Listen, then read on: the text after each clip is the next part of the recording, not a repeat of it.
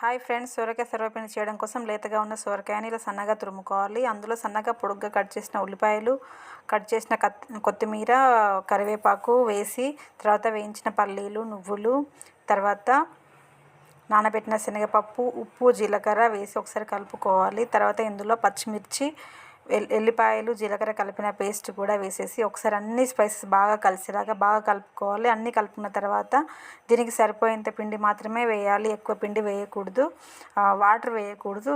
మన సొరకాయలో తడికి సరిపోయేంత పిండి మాత్రమే వేసి కలుపుకోవాలి.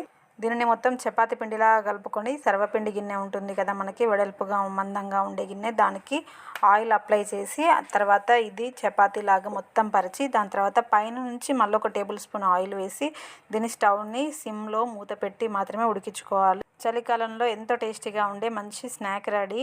దీని ఫుల్ వీడియో నేను ఇక్కడ నా ఛానల్ కింద ఇస్తాను, చూడండి. Thank you.